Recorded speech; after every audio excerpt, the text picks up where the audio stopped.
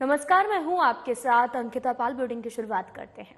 राज्यपाल रमेन डेका ने आज प्रधान महालेखाकार कार्यालय में लेखा परीक्षा सप्ताह का शुभारंभ किया है। इस दौरान उन्होंने कहा कि भारतीय लेखा और लेखा परीक्षा विभाग सरकार और जनता के बीच विश्वास का एक सेतु है, जो सुनिश्चित करता है कि हर संसाधन का सदुपयोग हो और हर निर्णय समाज के हित में हो। लेखा परीक्षा दिवस के अवसर पर 22 नवंबर 2024 एक सप्ताह तक आयोजित किया जाएगा।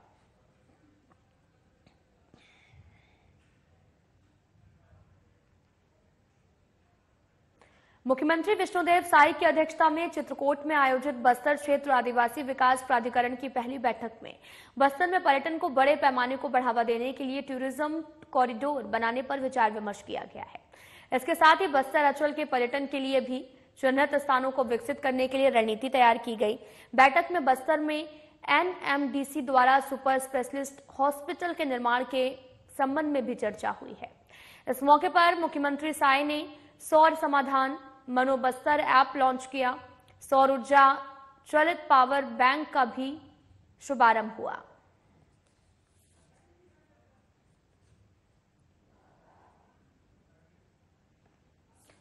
मुख्यमंत्री विष्णुदेव साई की अध्यक्षता में चित्रकूट में आयोजित बस्तर क्षेत्र आदिवासी विकास प्राधिकरण की पहली बैठक रखी गई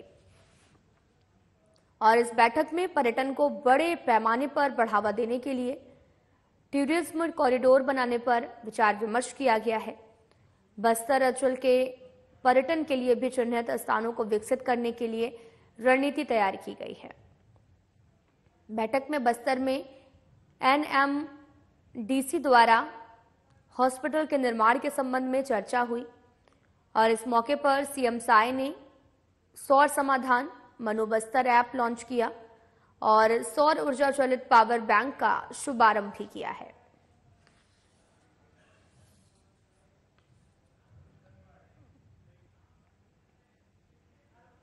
मुख्यमंत्री विष्णुदेव साई ने आज सर्किट हाउस में आयोजित कार्यक्रम में जनजातीय परंपरा के संरक्षक बैगा, गुनिया और सिराहा को शॉल और त्रिफल देकर सम्मानित किया गया।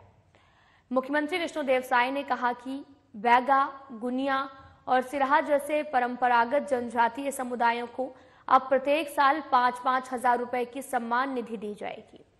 ये पहल जनजातीय समाज की सांस्कृतिक परंपराओं को प्रोत्साहन देने के साथ उनके आर्थिक सशक्तिकरण की दिशा में एक महत्वपूर्ण कदम है। उन्होंने कहा कि सरकार जनजातीय समाज की संस्कृति और परंपराओं के संरक्षण और विकास के लिए प्रतिबद्ध है। इस तरह के फैसले छत्तीसगढ़ के जनजातीय क्षेत्रों को आत्मनिर्भर बनाने, उनके गौरव को बढ़ाने में सहायक साबित होंगे।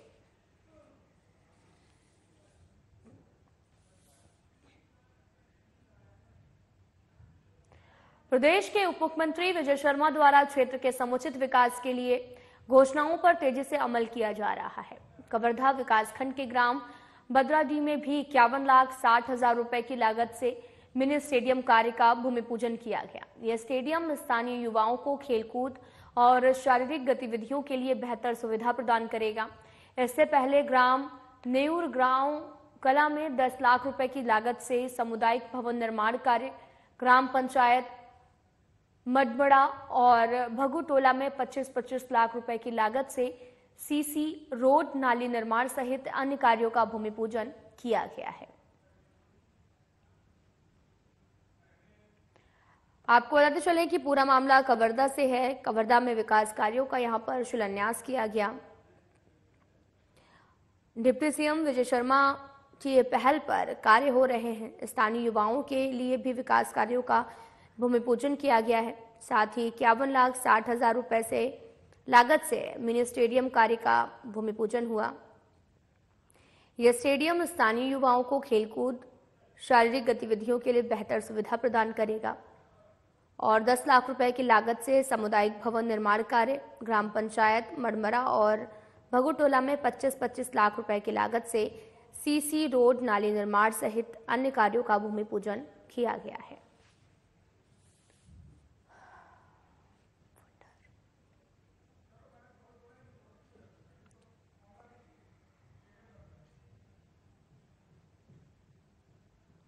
आपको बताते चलें कि स्टेडियम जो है वो स्थानीय युवाओं को खेलकूद शारीरिक गतिविधियों के लिए बेहतर सुविधाएं प्रदान करेगा और इसमें 10 लाख रुपए की लागत से सामुदायिक भवन निर्माण कार्य, ग्राम पंचायत मर्डमड़ा और भगुटोला में 25-25 लाख रुपए की लागत से सीसी रोड, नाली निर्माण सहित अन्य कार्यों का भूमि पूजन भी किया गया है। तस्वीरें आपको दिखा रहे हैं जो कि कवर्धा से हैं, जहां पर 51,60,000 रुपए की लागत से मिनी स्टेडियम कार्य का भूमि पूजन किया गया। ये जो स्टेडियम है वो स्थानीय युवाओं को खेलकूद शारीरिक गतिविधियों के लिए बेहतर सुविधाएं प्रदान करेगा। रायपुर के ग्राम फुंडहर में छत्तीसगढ़ निषाद समाज के 23वें राज्य स्तरीय युवक युवती विधवा विधुर परिचय सम्मेलन और आदर्श विवाह कार्यक्रम का आयोजन किया गया है, जिसमें सीएम विष्णुदेव साय शामिल हुए और इस दौरान सीएम ने विवाहित जोड़ियों को शुभकामनाएं दी हैं और निषाद समाज द्वारा किए जा रहे इस कार्य की सराहना की है। मुख्यमंत्री साय ने कार्यक्रम को संबोधित करते हुए कहा कि निषाद समाज द्वारा ये आयोजन बहुत अच्छा प्रयास है। सामाजिक एकता बहुत जरूरी है। समाज में सभी बराबर होते हैं, कोई छोटा बड़ा नहीं होता। इसके साथ ही मुख्यमंत्री विष्णुदेव साय ने निषाद समाज के भवन निर्माण के लिए 20 लाख रुपए देने की घोषणा की है।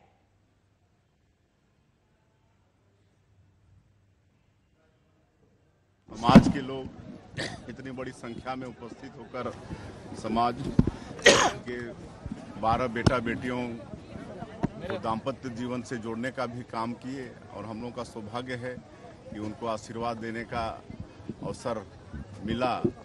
और आज घोषणाएं हुई हैं कुछ भवन के निर्माण के लिए और पिछली सरकार का 1 करोड़ का घोषणा था जिसको ये सरकार जारी किया है। वो यहाँ निर्माण करेंगे, प्रदेश स्तर का भवन का निर्माण होगा।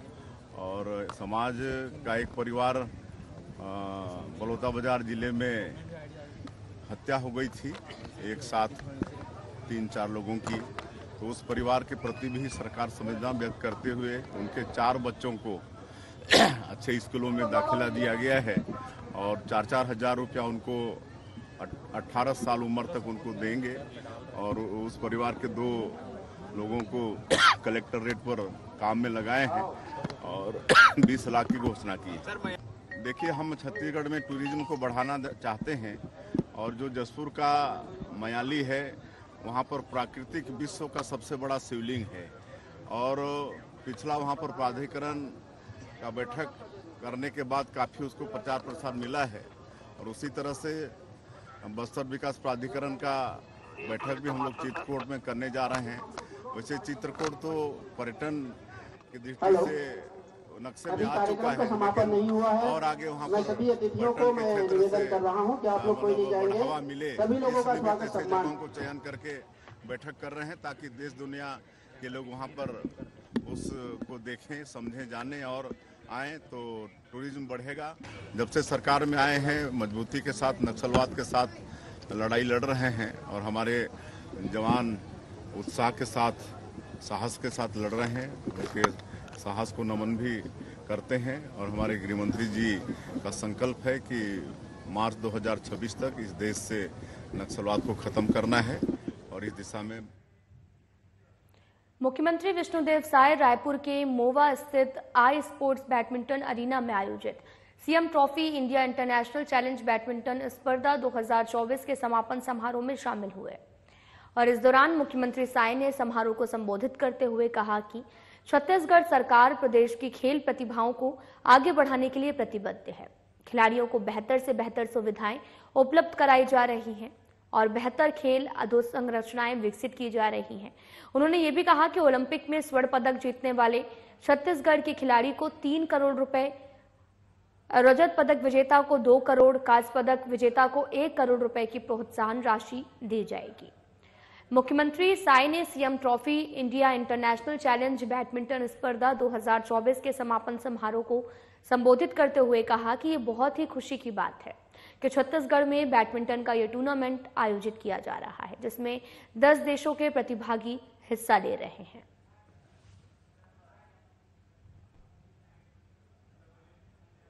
छत्तीसगढ़ शासन के वाणिज्य, उद्योग और श्रम मंत्री लखनलाल देवांगन ने बालगो नगर जोन के 2 वार्डों क्रमशः वार्ड नंबर क्रमांक जो है वो 34 और वार्ड क्रमांक 36 में आयोजित भूमि पूजन कार्यक्रम में कुल 77 लाख के कई विकास कार्यों की आधारशिला रखी है। विधिवत पूजन अर्चना करके मंत्री देवांगन ने भूमि पूजन शिलापट्टी का अनावरण किया है।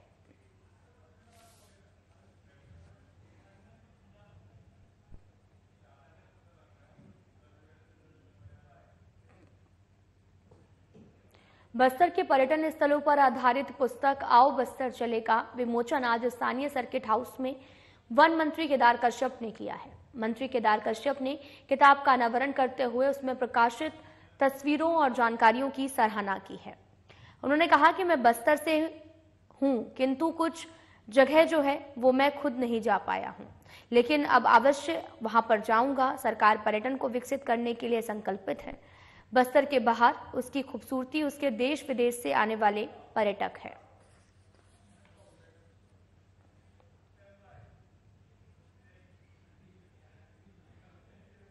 बसना में चोरों के हौसले लगातार बढ़ते जा रहे। ताजा मामला समलेश्वरी मंदिर बसना टिकरापारा का है, जहां पर शनिवार रात चोरों ने समलेश्वरी मंदिर को निशाना बनाया। चोरों ने मंदिर से सोने के 3 और चांदी के 2 छत्र सहित दानपात्र से नकदी चोरी कर ली है। मंदिर के पुजारियों के मुताबिक चोरों ने मंदिर से करीब 1 लाख रुपए की संपत्ति को चुरा लिया है। पुजारियों को चोरी की जानकारी सुबह लगी, जब उन्होंने मंदिर का दरवाजा खोला और देखा कि ताले टूटे हुए हैं, सामान बिखरा पड़ा है, जिसे पुलिस ने अब अपनी जांच में शामिल किया है। वहीं बसना विधायक डॉक्टर संपत अग्रवाल ने भी प्रशासन को चोरों को पकड़ने के निर्देश दिए हैं।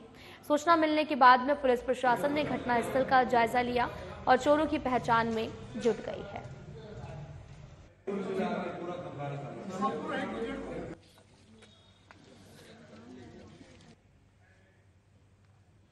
आपको बताते चले कि पर्यटन स्थलों पर आधारित खबर बसना से है, जहां पर चोरों के हौसले लगातार बुलंद हैं। ताजा मामला समलेश्वरी मंदिर बसना टिकरापारा का है, जहां पर शनिवार रात चोरों ने समलेश्वरी मंदिर को निशाना बनाया है। और इस दौरान आपको ये भी बताते चले कि चोरों ने मंदिर से सोने के 3 और चांदी के 2 छत्र सहित दानपात्र से नकदी चोरी की है। और साथ ही आपको ये भी बताते चले कि मंदिर के पुजारी के मुताबिक चोरों ने मंदिर से करीब 1 लाख रुपए की संपत्ति को चुरा लिया है। पुजारी को चोरों की जानकारी सुबह लगी है, जब उन्होंने मंदिर का दरवाजा खोला और देखा कि ताले टूटे हुए हैं, सामान बिखरा हुआ है, और जिसे पुलिस ने अब अपनी जांच में शामिल किया है। वहीं बसना विधायक डॉक्टर संपत अग्रवाल ने प्रशासन को चोरों को पकड़ने के निर्देश दिए हैं। सूचना मिलने के बाद पुलिस प्रशासन ने घटनास्थल का जायजा लिया और चोरों की पहचान में जुट गई है। मैं समलेश्वरी मंदिर का पुजारी हूँ। जब मैं मंदिर आया तो सामने गेट खुला दिखा। सामने गेट से एंट्री करके चोर लोग सब सामान को अस्तर बिखर दिए हैं, और माता मंदिर का जो मुकुट है वो जब नहीं दिखा तो मैं तत्काल सूचना दिया हूँ अध्यक्ष महोदय को। आके जब आगे बढ़े हैं तो शनि मंदिर का गेट भी खुला, वहाँ का दान पेटी टूटा हुआ, ऐसे स्थिति ताला अलग अलग जगह में पड़ा हुआ था।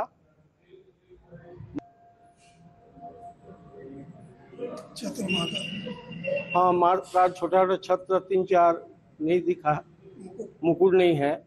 शनि मंदिर में भी मुकुट नहीं है, दान पेटी खुला पड़ा हुआ था।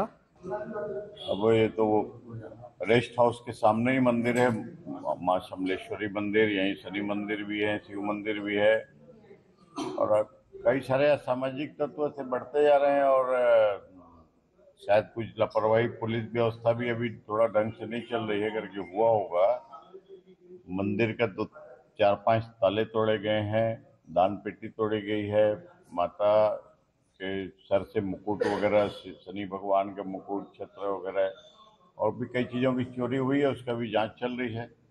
जांच में वैसे चोर जो भी होगा बचेगा नहीं, पकड़ में आ जाएगा, क्योंकि हमारे पुलिस के लोग अभी सक्रियता से ध्यान दे रहे हैं उसका। अनुमानित तो अनमोल है, मंदिर में जो चोरी करने के लिए घुसा है या जो भी चीज़ ले गया है, तो पहले तो मंदिर को अपवित्र किया है, अंदर गर्भगृह में घुस के वहाँ के अलमारी तोड़ना, दान पेटी तोड़ना, माँ के सिर में हाथ लगा के मुकुट ये करना, तो अनुमानित तो जो भी पहले 5 लाख की चोरी हुई होगी, बाकी वो सब कुछ अनमोल है। रायगढ़ लैलूंगा थाना क्षेत्र के ग्राम पहाड़ लुडेक में आपको बताते चले कि युवक नीलांबर यादव की हत्या मामला को लैलूंगा पुलिस ने महज 24 घंटे में सुलझा लिया है। और साथ ही आपको यह भी बताते चले कि हत्या के पीछे मृतक की पत्नी तिलासो माझी का हाथ होने का खुलासा है, जिसमें पति के चरित्र पर शंका और प्रताड़ना से क्षुब्ध होकर धारदार हथियार से पति को मार डाला। पुलिस अधीक्षक दिवांग कुमार पटेल के निर्देश पर लैलूंगा थाना प्रभारी उनकी टीम ने जांच में तिलासो ने कबूल किया कि उसने 16 नवंबर को भोर में अपने पति नीलांबर यादव की हत्या की है। और उसने यह भी बताया कि चरित्र शंका और प्रताड़ना से परेशान होकर उसने घर में रखी टांगी से नीलांबर के गले पर वार कर दिया, जिससे उसकी मौके पर मौत हो गई है। तिलासो मांझी ने हत्या में प्रयुक्त टांगी को पुलिस के सामने पेश किया, जिसे जब्त कर लिया गया है और पुलिस ने उसे गिरफ्तार कर न्यायिक हिरासत में भेज दिया है।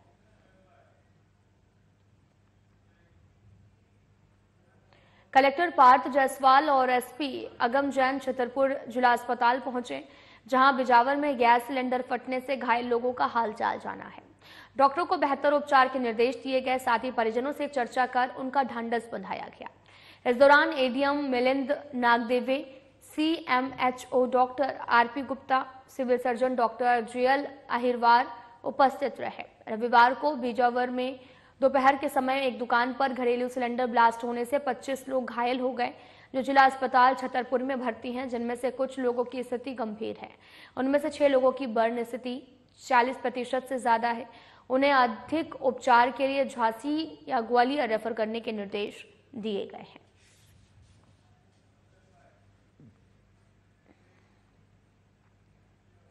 कबीरधाम जिले के चिल्फी थाना क्षेत्र में पुलिस ने वाहन चेकिंग अभियान चलाया। इस दौरान पुलिस टीम ने एक संदिग्ध वाहन को चेकिंग के लिए रोका है और जिसमें 30 लाख रुपए के कैश बरामद हुआ। सूचना के मुताबिक तलाशी के दरमियान जो है वो 30 लाख से भी अधिक पैसे मिलने की पुष्टि की गई है। फिलहाल पुलिस ने मामले में 2 लोगों को गिरफ्तार कर आगे की कार्रवाई में जुट गई है।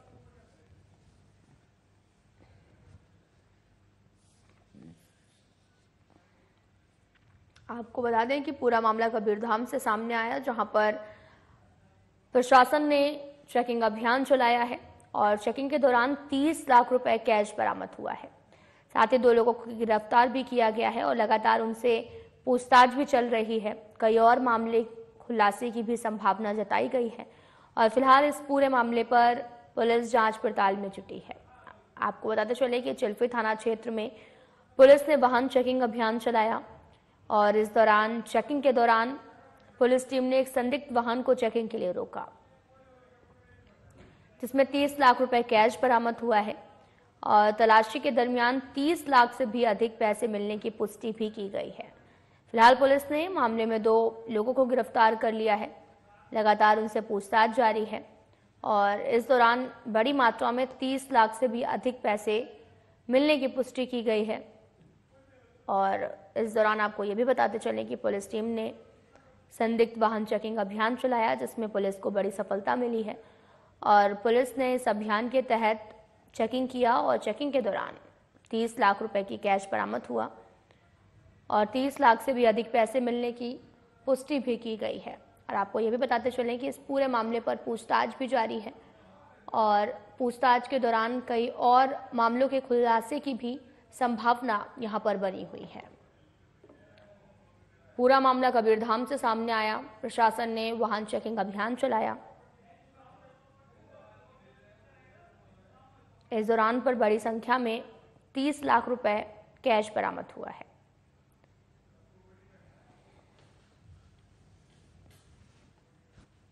पुलिस द्वारा अवैध गतिविधियों पर रोक लगाने के क्रम में आज सूचना मिली कि मोहम्मद अशफाक और जाफिर हुसैन नाम के 2 व्यक्ति हैं जो अवैध रूप से धन का परिवहन करते हुए, पैसों का परिवहन करते हुए जिला कबीरधाम की सीमा को क्रॉस कर रहे हैं। इस पे सभी थानों को अलर्ट किया गया। चिल्फी थाने को भी अलर्ट किया गया था, जहां नाकेबंदी के दौरान इन दोनों व्यक्तियों को पकड़ा गया है, जिनके पास से लगभग 30 लाख रुपए के आसपास की रकम बरामद हुई है। इन पैसों के संबंध में पूछताछ करने पर इन दोनों व्यक्तियों के द्वारा कोई संतोषजनक उत्तर नहीं दिया गया, न ही कोई दस्तावेज प्रस्तुत किया गया है, जिसके कारण इनकम टैक्स विभाग को सूचना दी गई है और आगे की वैधानिक कार्रवाई की जा रही है। थाना गुड़ियारी पुलिस को सूचना मिली कि पानी टंकी के पास गोगांव तिरहा थाना गुड़ियारी में शराब को सफेद रंग की प्लास्टिक बोरी में बिक्री के लिए रखा हुआ है।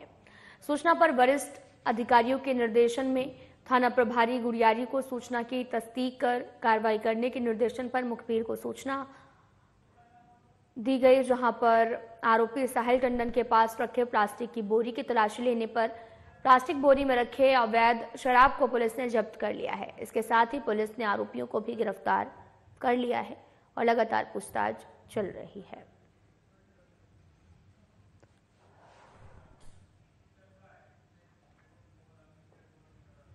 थाना गोल बाजार पुलिस को सूचना मिली कि जवाहर चौक के पास में एक व्यक्ति धारदार चाकू लेकर घूम रहा है। सूचना मिलने पर आरोपी को गिरफ्तार कर उसके कब्जे से अवैध रूप से रखे एक धारदार चाकू को जब्त कर आरोपी के खिलाफ कानूनी कार्रवाई में पुलिस जुट गई है।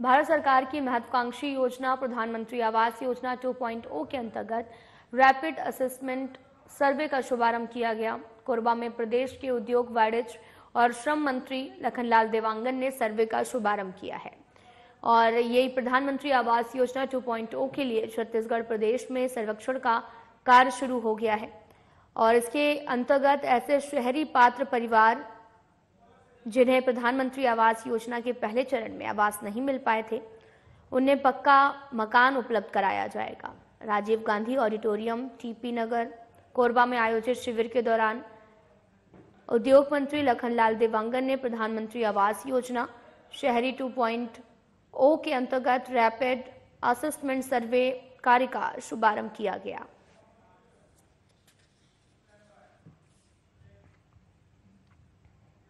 तो वहीं व्हाट्सएप में डीपी लगाकर लाखों रुपए की ठगी करने वाले 5 अंतर्राष्ट्रीय आरोपियों को गिरफ्तार किया गया है।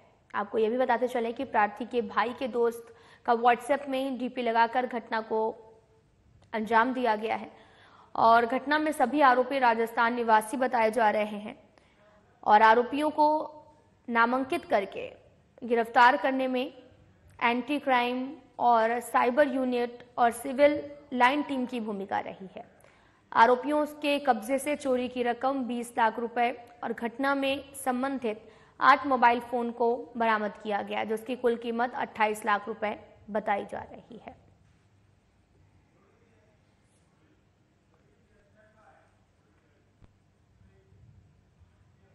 श्यामपुर में शनिवार को आपको बताते चले कि धूमधाम से भगवान बिरसा मुंडा की 150वीं जयंती मनाई गई है। इस अवसर पर ग्राम के प्रमुख जन उपस्थित रहे। मुख्य अतिथि के रूप में पिंकी गजेंद्र राठौर, सभापति टोकेश्वरी नेताम और सरपंच अतिथियों ने भगवान बिरसा मुंडा के चलचित्र पर माल्यार्पण, पूजा अर्चना की और उनके संघर्ष जीवन को याद किया। इस अवसर पर माकड़ी जनपद पंचायत सभापति पिंकी गजेंद्र राठौर ने नशा मुक्ति और स्वच्छता पर शपथ दिलाई है।